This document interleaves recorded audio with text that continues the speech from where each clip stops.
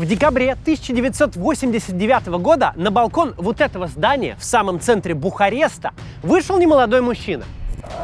Dragi tovarăși și prieteni, cetățeni ai capitalei României socialiste. В здании располагался Центральный комитет правящей коммунистической партии.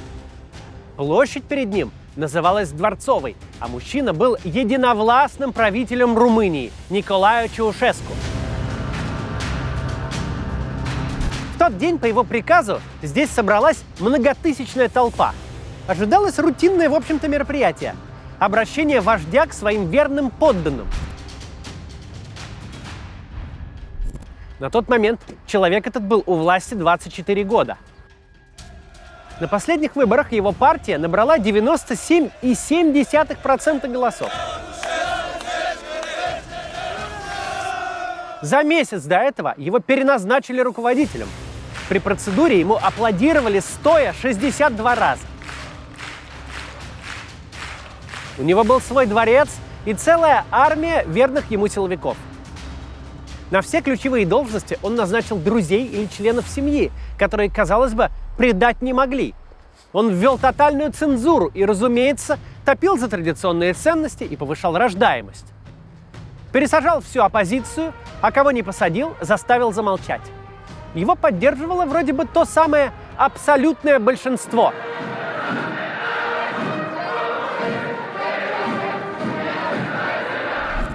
Но понадобилось всего полчаса, чтобы диктатор потерял власть даже над собственной жизнью. Президент, который причину любой внутренней проблемы искал во внешних врагах, оказался в руках своих же подчиненных. За 4 последующих дня Чаушеску пройдет путь от этого балкона до стены солдатской уборной на окраине страны. Там расстрелом и закончится его жизнь. Это фильм о румынской революции 1989 года. На его создание меня вдохновил проект «Минута в минуту», который проводит реконструкцию исторических событий с точностью до минуты. Авторы проекта помогли нам с материалами. В Телеграме и Твиттере «Минута в минуту» уже 20 таких вот реконструкций от времен Второй мировой войны до нападения на Украину 24 февраля 2022 года. Подпишитесь, чтобы не пропустить новые реконструкции. Ссылка будет в описании. Ну а мы начинаем.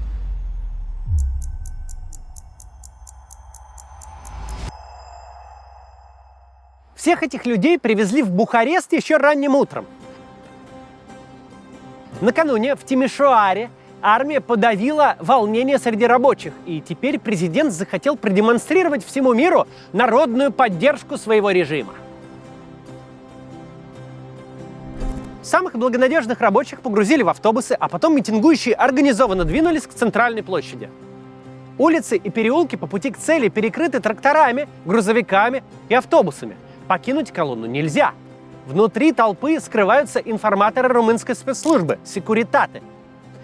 Они следят за тем, чтобы никто не пронес на митинг неправильных транспарантов и не кричал неправильных лозунгов. В руках у собравшихся государственные флаги, портреты президента и его жены.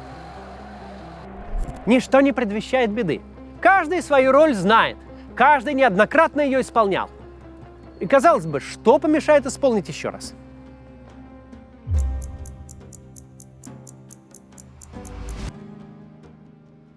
Чаушеску начинает свою речь. Он спокоен и самоуверен. Телевидение ведет прямую трансляцию. Doresc în primul rând să vă adresez dumneavoastră, participanților la această mare adunare populară. Поначалу стоящие в первых рядах организованно хлопают в ладоши. Но внезапно речь президента прерывают крики, свист и улюлюканье. Кто-то взрывает петарды.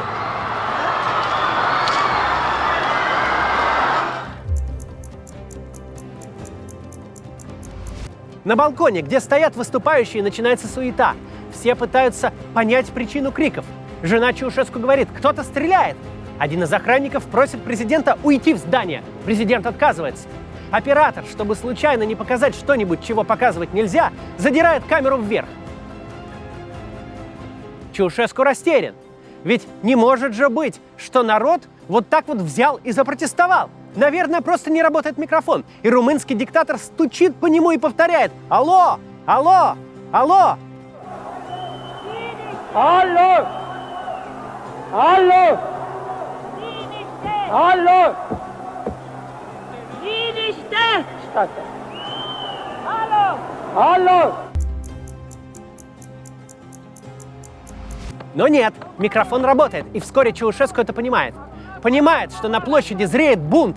Президент пытается успокоить собравшихся. Ему вторит жена и сотрудники охраны, пока оператор продолжает снимать декабрьское небо над Бухарестом. Allo!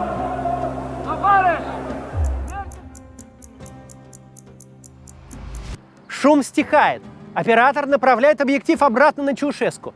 Тот пытается продолжить речь, но толпа снова взрывается криками. României, aceasta constituie una din problemele fundamentale ale întregii noastre naturi. Люди на балконе изо всех сил пытаются сделать вид, что все идет как и задумано. Пытаются дирижировать митингом, хлопая в ладоши.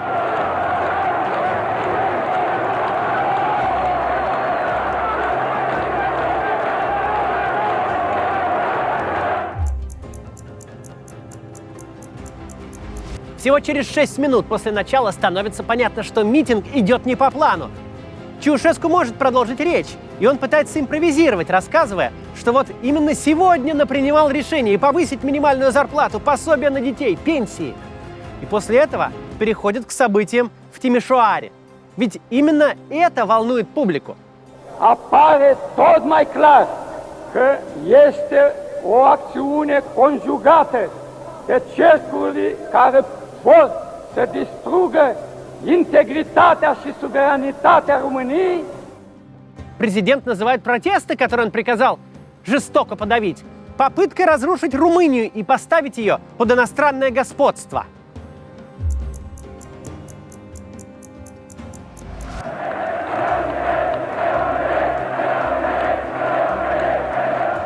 Митинг скомканно заканчивается. Люди стремительно покидают площадь, побросав выданные им портреты любимого президента прямо на землю. Большая группа студентов проходит по улице Виктории на Университетскую площадь. Они скандируют «Долой тирана! Долой коммунизм!». К ним присоединяются все новые единомышленники. Полиция окружает толпу, но пока ничего не предпринимает.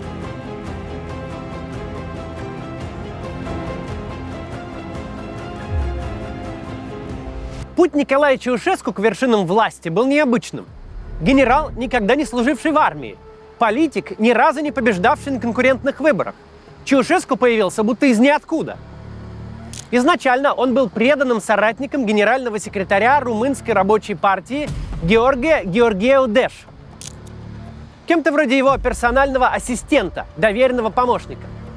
Когда Георгиеу Деш после войны пришел к власти, карьера Чаушеску быстро пошла в гору. В 1954-м он стал секретарем ЦК Компартии. Годом позже членом Политбюро. Будущий диктатор курировал самые чувствительные для режима области – армию и спецслужбы. В 1965 году Георгиеу Деш скончался от рака. Началась борьба за место генсека. Было несколько фаворитов, которые не могли договориться о разделе власти. Скромный администратор Чаушеску оказался компромиссной фигурой. Прочие коммунистические вожди решили, что смогут влиять на Чаушеску и при необходимости задвинуть его обратно. Так, 22 марта 1965 года 47-летний Николай Чаушеску стал первым секретарем Румынской рабочей партии. Сперва он занялся либерализацией режима, выпустил из тюрем многих политических заключенных, ослабил цензуру. Румынам разрешили создавать собственные небольшие фирмы и заниматься частным бизнесом. А в 1968 году он даже открыто осудил советское вторжение в Чехословакию. Интеллигенция радовалась, что гайки наконец ослабили. Западные демократии заигрывали с Румынией, надеясь перетянуть на свою сторону и поссорить с Москвой. Пока страна радовалась оттепели, Чаушеску шаг за шагом расставлял лояльных себе людей на ключевые посты и отправлял на пенсию старую гвардию, тех, кто когда-то сделал на него ставку, как на политика слабого и управляемого. Его брат Илия возглавил Высший политсовет армии в должности заместителя министра обороны. Другой брат Ион был одним из руководителей Госплана. Сын президента управлял комсомолом, был членом ЦК, руководил одной из важных провинций и готовился со временем стать преемником отца. Всего 40 родственников Николая Чаушеску были трудоустроены в государственных органах. Жена президента, Елена, не окончившая даже среднюю школу, стала руководительницей Национального института химических исследований, а еще министром культуры, вице-премьером, членом высших партийных органов и, как вишенка на торте, президентом Академии наук. Она была провозглашена светилом мировой химии, получила всевозможные ученые звания и титулы. В Румынии сложился культ личности четы Чаушеску. Елену Чаушеску называли «мать нации», «факел партии», «направляющий луч культуры и науки». У Николая Чаушеску титулов было даже больше. «Гений Карпат», «Полноводный Дунай разума», «Источник нашего света», «Творец эпохи невиданного обновления». Чаушеску все это искренне полюбил. Он увлекся изучением истории, сравнивал себя с великими правителями прошлого и даже продвигал теорию об исторических правах румын на обширную территорию, включающую Молдову, земли Одесской и Ивано-Франковской областей. Сам Чаушеску комплексовал из-за небольшого роста, поэтому телевизионщики изо всех сил скрывали эту его особенность и подкладывали президенту в туфли специальные подушечки. Семья Чаушеску купалась в роскоши. У них был 21 дворец в разных частях страны, в том числе этот весенний дворец в Бухаресте, роскошная вилла в элитном районе столицы.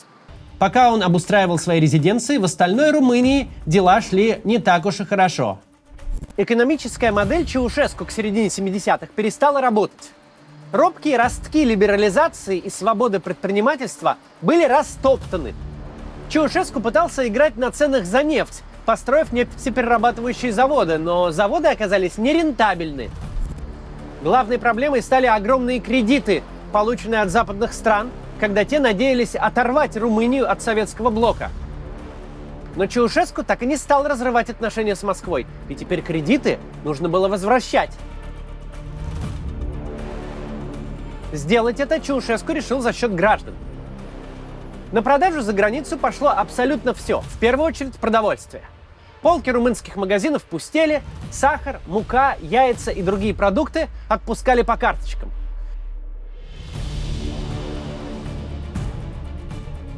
С буржуазной привычкой пользоваться электричеством тоже пришлось расстаться. Теперь в квартире разрешалось иметь не больше одной лампочки. Телевидение вещало 2-3 часа в день. Пользоваться бытовыми приборами, типа пылесоса или холодильника, стало вообще невозможно. Ночью румынские города погружались во тьму. Температура в квартирах не должна была превышать 18 градусов. Зимой же она опускалась до 4-5. Чаушеску, окруживший себя льстецами, все больше терял связь с реальностью. Никто не говорил ему неприятную правду. Любые публичные проявления нелояльности граждан объяснялись происками иностранных шпионов. Чаушеску стал подозрительным и мнительным.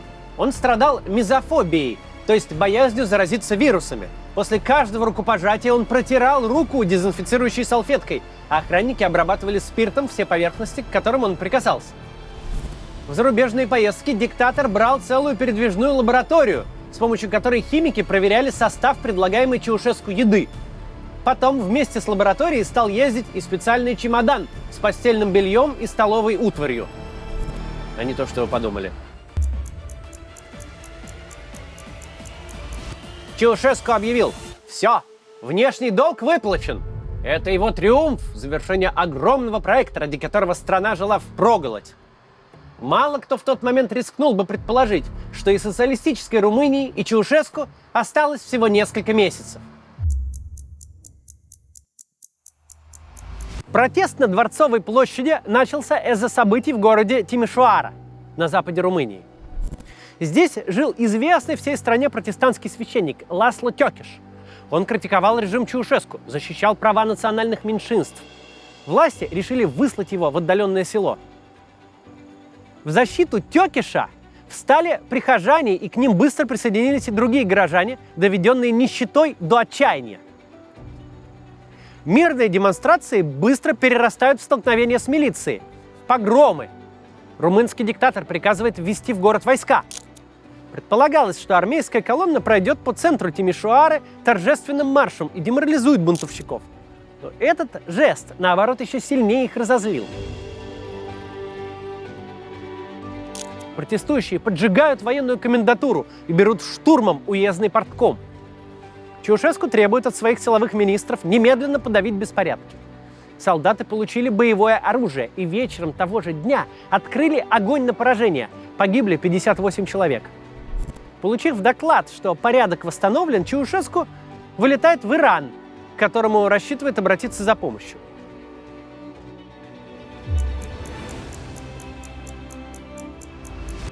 Несколько десятков человек выходят на площадь перед кафедральным собором. Они принесли румынский флаг, где на месте коммунистического герба зияла дыра. Этот флаг станет одним из символов революции. Митинг быстро разросся. Силовики опять открыли огонь. Погибли еще 3 протестующих. Слухи о случившемся распространились по всей стране моментально. Причем, поскольку официальные СМИ хранили молчание, слухи эти обросли немыслимыми подробностями. Говорили уже о нескольких тысячах убитых. Такие цифры попали в эфир радио «Свободная Европа», и граждане верили. За десятилетия пропаганды они привыкли искать правду в иностранных СМИ. Было понятно, случилось что-то из ряда вон выходящее, ведь были закрыты границы с Венгрией и Югославией, отменены все туристические поездки в страну. –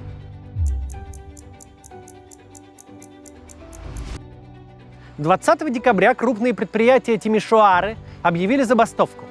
На протест вышли около 100 тысяч человек. Стрелять по такой демонстрации было бессмысленно. В этот же день Чаушеску досрочно вернулся из Ирана и собрал региональных партийных боссов на совещание. Случившееся он ожидаемо объявил происками иностранных спецслужб с целью подрыва суверенитета страны, не желавшей подчиняться империалистам. Вечером того же дня Чаушеску выступил по телевидению и впервые публично сообщил стране о серьезных событиях, произошедших в Тимишоаре в последние дни. Se poate declara cu deplină certitudine că aceste acțiuni cu caracter terorist au fost organizate și declanșate în strânsă legătură cu cercuri reacționare imperialiste, iredentiste, șoviniste și cu serviciile de spionaj din diferite țări străine. Судя по всему, румынский диктатор действительно искренне верил, что все это дело рук неких шпионов, и что румыны на самом деле его любят. Потому он и распорядился срочно, прямо на следующее утро, организовать тот самый большой митинг рабочих в Бухаресте на центральной площади, который теперь называется Площадью революции.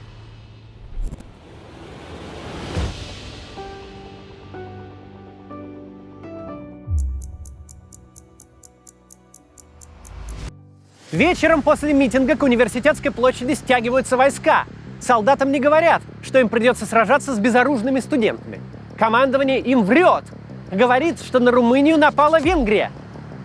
В стекло одной из машин прилетает камень. Командир высовывается и получает куском хлеба по голове. Обстановка накаляется. Вскоре появляются первые жертвы. Демонстранты попадают кирпичом в голову водителя военного грузовика. Тот теряет управление, и тяжелая машина на полной скорости несется прямо в толпу. Собравшиеся на площади с гневом бросаются на солдат. Те в ответ стреляют поверх голов, но несколько человек пули все же задевают. БТР и танки идут на штурм баррикад. Солдатам приказали направить стволы пулеметов на толпу, в которой есть женщины и подростки. Протестующие поджигают покрышки и бросают в машины коктейли Молотова. Один из демонстрантов попадает под гусеницы и застревает там. Румынский диктатор все еще уверен, что происходящее дело рук каких-то шпионов и провокаторов. Он приказывает отправить на площадь 5000 рабочих, чтобы подавить беспорядки. Набрать удается лишь 300. Часть из них немедленно переходит на сторону протестующих. Другая часть просто до утра стоит без дела.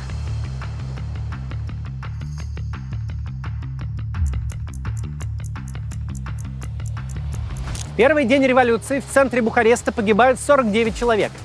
Счет раненых, избитых и задержанных милицией идет на тысячи. Ночью с мостовых смывают кровь и убирают трупы. Все стало чисто, будто ничего не произошло. Пропагандистские СМИ объявляют случившееся происками хулиганов, пытавшихся устроить беспорядки в столице. Наступает последнее утро социалистического режима в Румынии. За ночь слухи о расстреле демонстрантов облетели весь Бухарест. Рабочие крупнейших предприятий начинают стихийно собираться в колонны, чтобы идти протестовать в центр. На заводы приезжают высокопоставленные чиновники. Они пытаются вразумить подчиненных, но пролетарии даже не дают им войти. На некоторых заводах начальство отдает указание заварить ворота, чтобы не выпустить протестующих. На колонны рабочих, идущих в центр, с вертолетов сбрасывают листовки.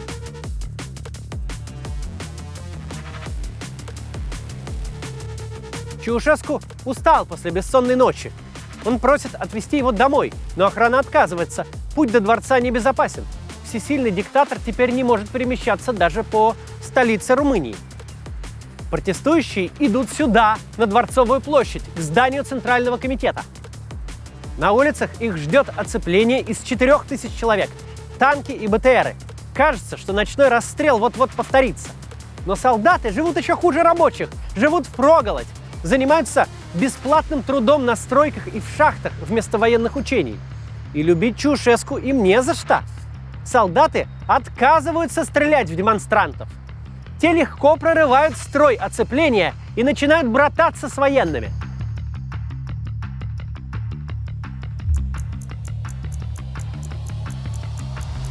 Кто-то доносит Чаушеску, что солдаты стреляют холостыми патронами. Николай Чаушеску вызывает министра обороны Василия Миля и при генералах обвиняет его в трусости и предательстве. Миля возвращается в свой кабинет абсолютно подавленным. «Я не могу! Что я, палач, чтобы стрелять в свой народ?» — говорит он своим подчиненным. Министр берет пистолет и совершает то, о чем нельзя говорить на Ютубе. Узнав о смерти Миля, Чаушеску приказывает принять командование своему брату, Илие, который занимает должность заместителя министра обороны. Но Илия сбегает из здания ЦК. Стратегия расставлять родственников на ключевые посты терпит крах в самый критический момент. Остается другой любимец диктатора и друг его семьи, замминистра Виктор Стенкулеску. Именно он командовал расстрелом в Тимишоаре. Однако снова пачкаться кровью Стенкулеску не хочет. Еще рано утром, до всех назначений, он едет в военный госпиталь, где знакомый хирург закатывает ему в гипс абсолютно здоровую ногу. Стенкулеску надеется, что это позволит ему не участвовать в происходящем, но Чаушеску приказывает ему возглавить армию. Стенкулеску понимает, что единственный способ сохранить видимость порядка – увести армию из города. Он отдает военным приказ вернуться в казармы. Армия снимает с себя ответственность за охрану госучреждений. Вслед за ней это делает и милиция. Защищать Чаушеску больше некому.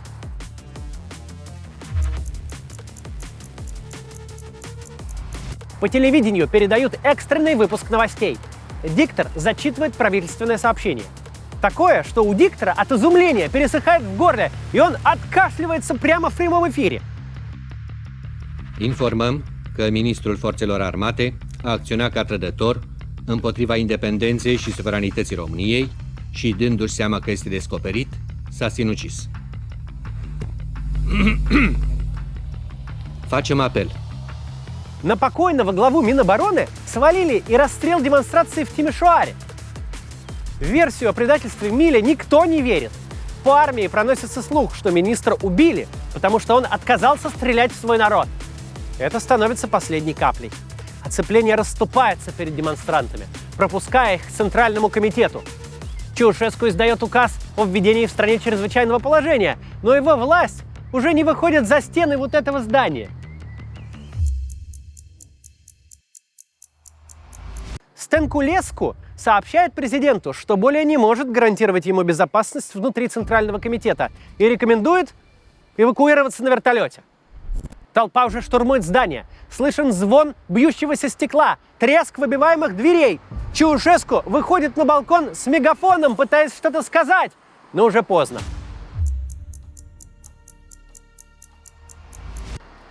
Чаушеску и его жена с 2 охранниками поднимаются на крышу. С ними 2 их последних соратника, член исполкома Маня Минеску и министр труда Эмиль Бобу. Они садятся в вертолет.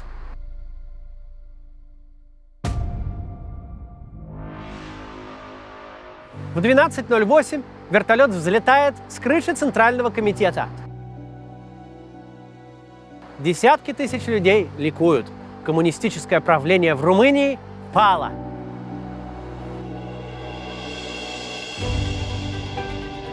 Протестующие, а вернее их уже назвать победителями, за считанные минуты захватывают главное правительственное здание.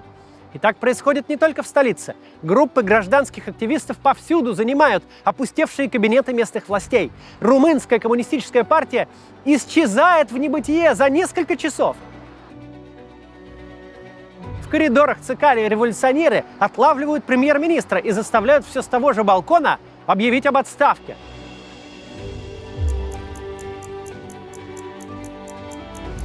Телевидение восстанавливает вещание, прерванное после зловещего сообщения о самоубийстве министра обороны Василия Миля.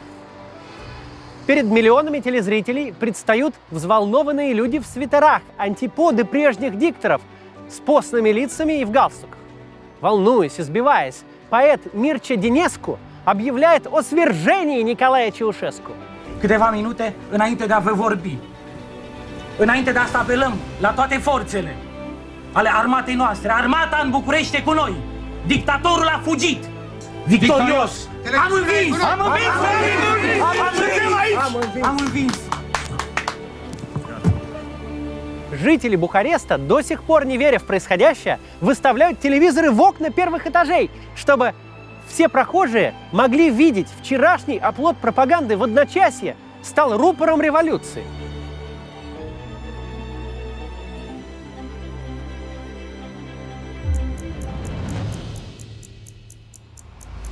Президентский вертолет тем временем приземляется на правительственной даче в 40 километрах от Бухареста. Чаушеску пытается выяснить, что ему делать дальше, но ответа от Стенкулеску нет. Тогда он лично обзванивает всех командующих военными округами. Однозначные заверения в верности удается получить только из города Петешти. Вертолет снова поднимается в воздух. Чаушеску бросают последние сподвижники – Минеску и Бобу. С супругами остаются лишь 2 охранника. Министр Стенкулеску связывается с пилотом и приказывает немедленно приземлиться, угрожая в противном случае сбить вертолет. Машина приземляется около городка Тырговиште. Чаушеску и Елена выходят на дорогу, где ловят попутку. Водитель, местный врач, сначала не узнает президента. Затем, поняв, во что вляпался, он высаживает Чаушеску, соврав, что автомобиль сломался. Охранники находят другого водителя, на этот раз мастера по ремонту велосипедов. Но ехать чете Чаушеску некуда. Ни в горкоме партии в Тырговиште, ни на местном заводе ему не рады и грозят расправой. Один из охранников уходит на поиски другой машины и исчезает. Чаушеску ошеломлен ненавистью провинциальных жителей. Он был уверен, что его любит вся страна. Лишь вечером супругам удается добраться до комиссариата милиции, откуда армейский майор увозит президента в расположенную неподалеку военную часть. Чаушеску все еще думает, что назначенный им министр обороны на его стороне, что армия обеспечит ему защиту. На самом деле диктатор и его жена, сами того не зная, уже оказываются под арестом. В это время в Бухаресте появляется человек, который возглавит страну в переходный период, а затем станет первым всенародно избранным президентом Румынии. Это Ион Iliescu. Он занимал довольно неожиданную для лидера революции должность – директор издательства технической литературы. Iliescu 59 лет. Он начал свой политический путь еще в 50-х и во времена оттепели даже добрался до поста министра по делам молодежи. У него была репутация либерала среди коммунистов. И когда Чаушеску начал выстраивать диктатуру с культом личности, карьеру Iliescu покатилась под откос. Iliescu звонит министру обороны и после короткого разговора отправляется на телевидение. В прямом эфире он сообщает, что армия переходит на сторону народа в борьбе против Чаушеску. Из телецентра Iliescu направляется к генералу Стенкулеску. происходит удивительная сцена. Министр обороны докладывает директору издательства о положении дел в стране, тем самым передавая ему власть.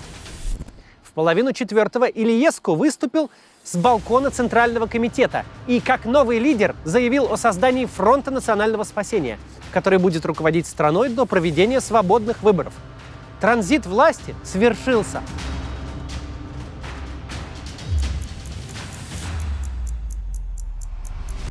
Захватом правительственных зданий дело не ограничилось. Румыны пришли и сюда, во дворец, где жил Чаушеску.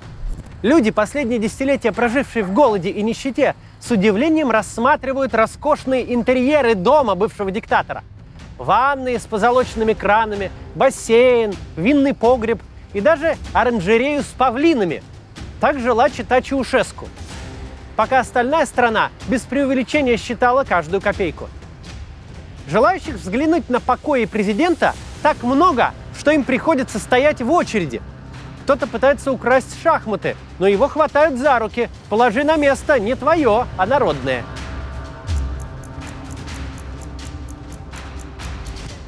По телевидению объявляют, что Николай и Елена Чаушеску арестованы в Тырговиште. На улицах Бухареста люди отмечают победу. Они скандируют: «Чаушеску встретит Новый год в могиле».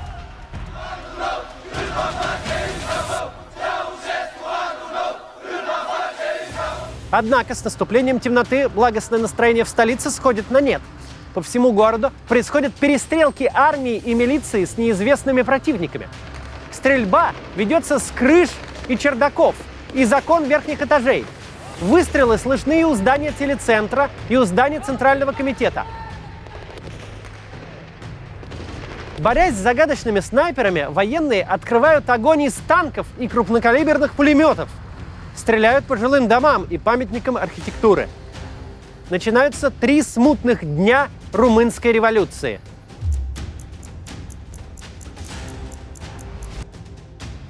Телевидение подогревает истерию, рассказывая о неких террористах, наводнивших страну. Одного такого террориста, избитого до крови, приводят в студию. Это, оказывается, сотрудник Секуритата. Его схватили на площади только потому, что у него был при себе табельный пистолет. Солдаты на взводе и ждут нападения террористов. Они готовы стрелять на каждый шорох. Командующий ВВС генерал Иосиф Рус решает усилить охрану аэропорта от угрозы захвата его террористами. Он отправляет туда курсантов школы сержантов. В суматохе никто не предупреждает военных, охраняющих аэропорт, что к ним направляется подкрепление. Военные решают, что на них напали террористы. Курсанты думают, что террористы уже захватили аэропорт. Начинается бой. Погибают 48 человек.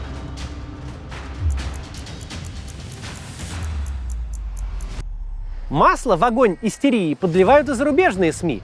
Французский телеканал демонстрирует тела погибших в уличных боях, называя их арабскими боевиками Чаушеску. При них якобы обнаружены визитки вице-премьера Иона Динке. Ни одно из расследований не подтвердит эту информацию. Следующей ночью по всей стране вновь вспыхивают перестрелки. Чаще всего стычки происходят просто из-за неразберихи и паники. Так солдаты одного из батальонов убивают посыльного, который спешил передать приказ их командиру. Гарнизон городка в Трансильвании 15 минут стреляет по кустам, откуда раздался подозрительный шорох. Утром выяснилось, что туда забрела бездомная собака. Возле другого города сбивают вертолет, в котором везли арестованных генералов, виновных в Тимишоарском расстреле. Оба погибли. В Бухаресте под окнами здания Минобороны военные убивают бойцов антитеррористического спецназа. Выжил только один спецназовец, его ранило в шею.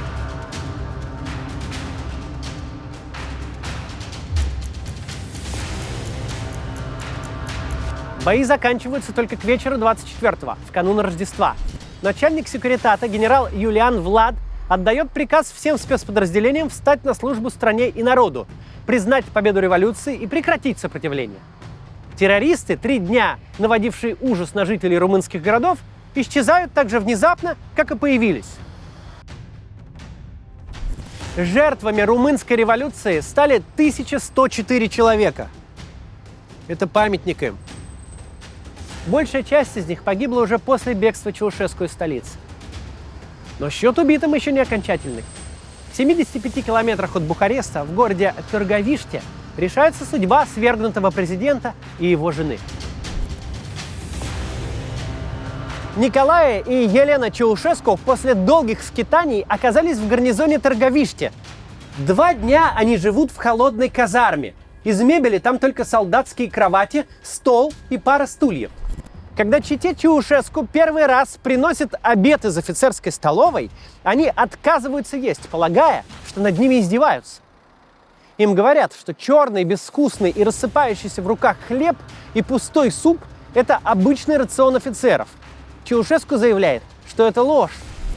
Бывший президент до сих пор не знает, что он арестован. Ему говорят, что его хотят защитить. Чаушеску все еще ждет, пока назначенный им министр обороны Виктор Стенкулеску возьмет ситуацию под контроль, и можно будет, наконец, вернуться в свой любимый дворец, к павлинам и позолоченным ваннам. Но Стенкулеску вместе с Фронтом национального спасения занят совсем другим. Вечером 24 декабря принимается решение о создании исключительного военного трибунала для немедленного суда над Николаем и Еленой Чаушеску. Хотя никто не говорил этого вслух, было ясно, что приговором будет высшая мера.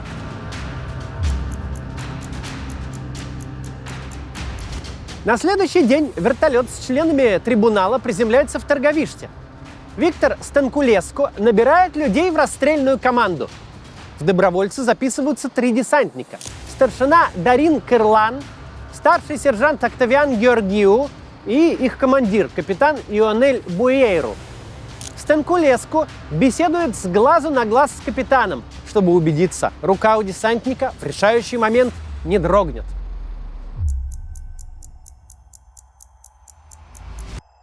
В час дня в казарму, где будет проходить трибунал, на БТР привозят 71-летнего бессменного президента Румынии.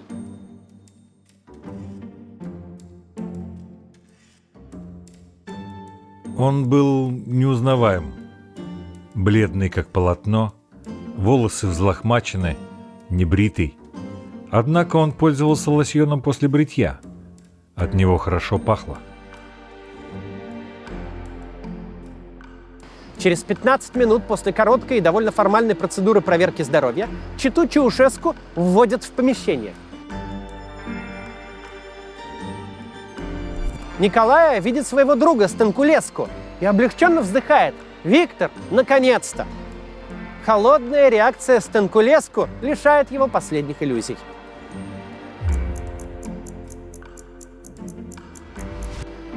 Начинается трибунал. Чаушеску сразу заявляет, что не признает никаких судов над собой. По Конституции судить президента может только парламент, который был раньше полностью под контролем Чаушеску. Но диктатор собственными руками выстроил систему, в которой закон превратился в инструмент преследования неугодных. Десятилетиями в Румынии по этим же законам судили оппозиционеров и журналистов, не давая им и шанса на оправдательный приговор. Президенту предоставлены адвокаты. Но это тоже формальность. На общение с защитниками Чаушеску дают 2 минуты. Адвокаты по любому вопросу встают на сторону судьи. И сам судья выступает в роли обвинителя наравне с прокурором. При Чаушеску политические процессы были насмешкой над правосудием. Теперь через такой процесс ему предстоит пройти самому.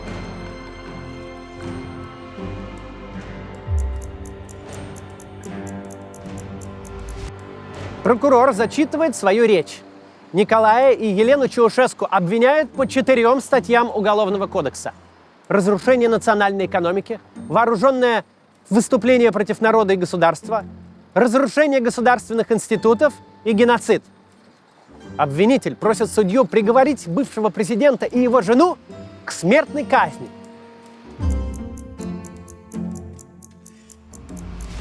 Чаушеску отказывается давать показания, утверждая, что он подотчетен лишь Национальному собранию.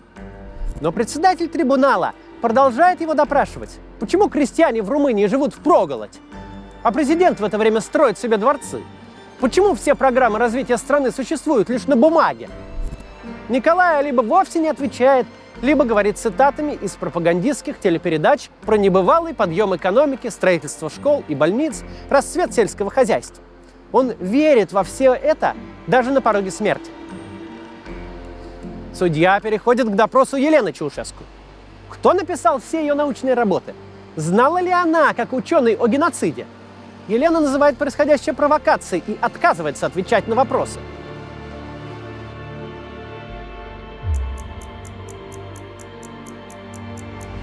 Адвокаты Чаушеску в своем выступлении поддерживают обвинения по всем пунктам. Бывший президент отказывается от последнего слова. Он продолжает настаивать, что будет отвечать только перед парламентом.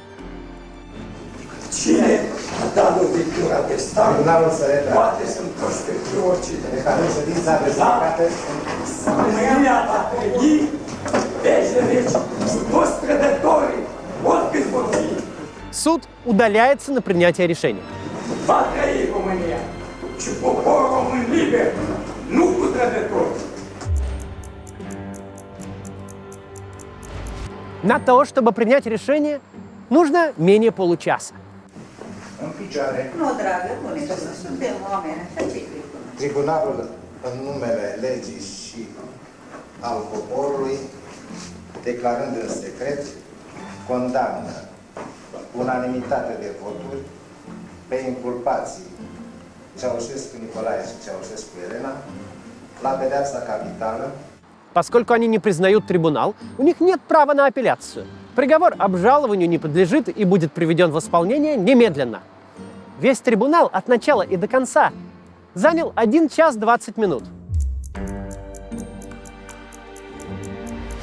Виктор Стенкулеску, которого Николай Чаушеску считал близким другом и которого злые языки даже называли любовником Елены Чаушеску, этот человек приказывает связать супругам руки.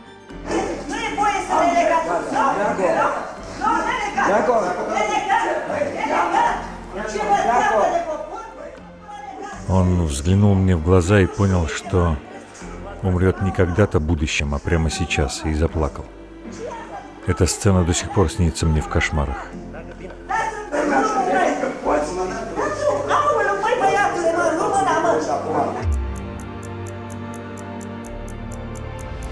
Приговоренных ведут к стене солдатской уборной. Рыдающего Чаушеску и его жену ставят у стены.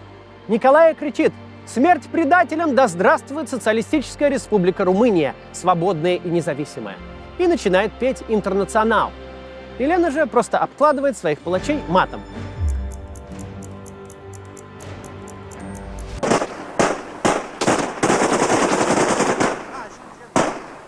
Когда капитан Буэйру кричит «Огонь!», разряжает свой магазин только он. Двое других членов расстрельной команды от волнения забывают перевести автоматы в режим стрельбы очередями и делают лишь несколько одиночных выстрелов. Казнь совершилась так быстро, что оператор даже не успел ее толком заснять. Место казни сохранилось в исходном виде. Его можно посетить и сегодня.